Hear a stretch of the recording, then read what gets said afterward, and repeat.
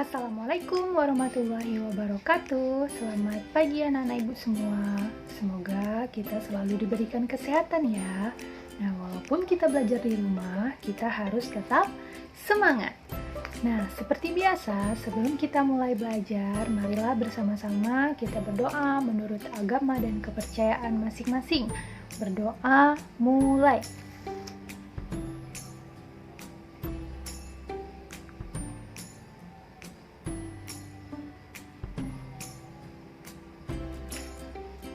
Berdoa selesai.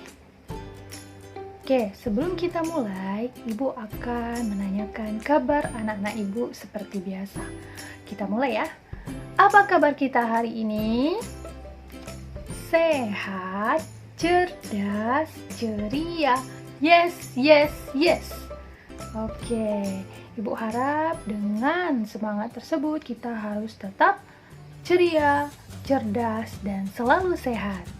Oke, kita akan melanjutkan pelajaran Kepda kita, yaitu pelajaran kelima mengenai tata krama di sekolah. Nah, seperti apa sih tata krama di sekolah itu? Yuk kita simak video berikut ini. Baik, sebelum kita lanjut ke materi, sekarang Ibu ingin menjelaskan terlebih dahulu apa itu tata krama. Nah, anak-anak Ibu pasti semua sudah tahu kan apa itu tata krama? Tata krama adalah aturan kebiasaan yang mengandung sopan santun yang apabila dilakukan menjadi perbuatan yang baik dan dapat disenangi orang lain. Nah, sekarang kita akan masuk ke poin yang pertama, yaitu tentang tata krama dengan teman sebaya. Nah, anak-anak ibu tahu tidak apa itu teman sebaya? Teman sebaya itu adalah orang atau anak yang hampir sama umurnya dengan kita. Teman merupakan kawan-kawan sepermainan. Teman sebaya itu dapat kita temui di lingkungan sekolah ataupun di luar sekolah. Bahkan dapat kita temui di pasar, di jalan, dan lain sebagainya. Nah, adapun tanda-tanda orang yang menyayangi teman, yang pertama yaitu tidak membedakan tingkatan sosial, baik itu si kaya maupun si miskin. Yang kedua, tidak mengganggu teman ketika bermain. Yang ketiga, tidak membedakan antara laki-laki dan perempuan dalam bermain. Dan yang terakhir, suka menolong teman. Dalam bermain, sikap tolong-menolong itu harus diutamakan. Salah satunya yaitu kita meminjamkan barang kepada teman yang tidak punya. Nah, dengan begitu, teman kita tersebut akan merasa terbantu dan akan disayangi oleh teman-teman yang lain. Nah, anak-anak ibu pasti tahu kan semua bahwa tolong-menolong itu merupakan perbuatan yang amat sangat baik dan yang harus kita contohi. Nah, tolong-menolong salah satunya yaitu kita dapat menolong teman yang dalam kesulitan. Kemudian membantu jika ada teman yang terjatuh. Jangan hanya dibiarkan saja, kita harus segera menolong. Baik, sekarang kita akan masuk ke poin yang kedua, yaitu B.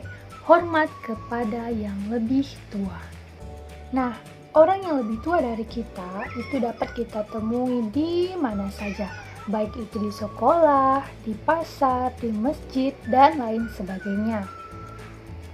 Nah, biasanya orang yang lebih tua ini adalah orang yang memiliki banyak pengalaman. Oleh karena itu, kita harus lebih banyak bertanya kepada mereka supaya kita tahu pengalaman yang sudah mereka lalui selama ini. Nah, apabila mereka sebagai orang yang lebih tua dari kita memberikan nasihat, maka nasihat tersebut harus kita dengarkan dan kita ikuti. Nah, kenapa kita harus mengikuti nasihat tersebut, Nak? Karena setiap nasihat atau petunjuk yang sudah mereka berikan merupakan suatu ajaran agar kita lebih menenteramkan diri kita atau diri kita akan selamat. Nah, biasanya nak, menurut adat istiadat kepada orang yang lebih tua, kita memiliki panggilan yang sesuai dengan kedudukannya. Nah, misalnya ada panggilan yang lebih tua daripada kita, seperti abang, makci, pakci, maklum, pak ngah, dan lain sebagainya. Nah, itu merupakan panggilan yang biasanya digunakan dalam masyarakat Melayu. Nah, kemudian orang yang lebih tua daripada kita itu harus kita hormati. Adapun ciri-ciri seorang anak yang menghormati orang yang lebih tua, yang pertama yaitu beradab, yang kedua hormat, yang ketiga sopan santun, yang keempat kasih sayang, yang kelima menghargai orang lain, yang keenam rendah hati, dan yang ketujuh setia. Nah, anak-anak ibu semua, kita sebagai terpelajar, sebagai anak yang berpendidikan, kita harus menghormati orang lain tanpa membedakan kedudukannya. Nah, supaya apa?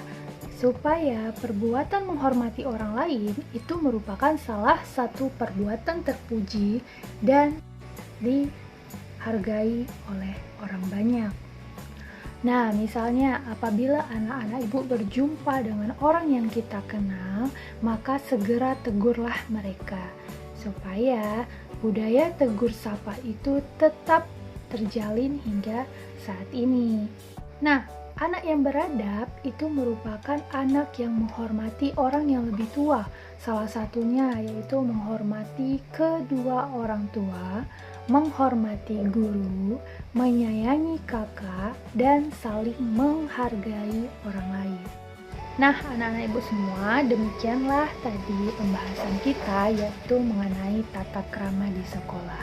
Nah, tata krama di sekolah itu terbagi menjadi dua bagian. Yang pertama yaitu tata krama dengan teman sebaya, dan yang kedua hormat kepada orang yang lebih tua. Nah, semoga dengan materi yang sudah ibu berikan dan ibu sampaikan dapat bermanfaat dalam kehidupan sehari-hari. Nah, cukup sekian materi kita pada hari ini. Ibu berharap kita tetap sehat dan selalu jaga kesehatan. Ibu akhiri dengan Assalamualaikum warahmatullahi wabarakatuh. Selamat pagi.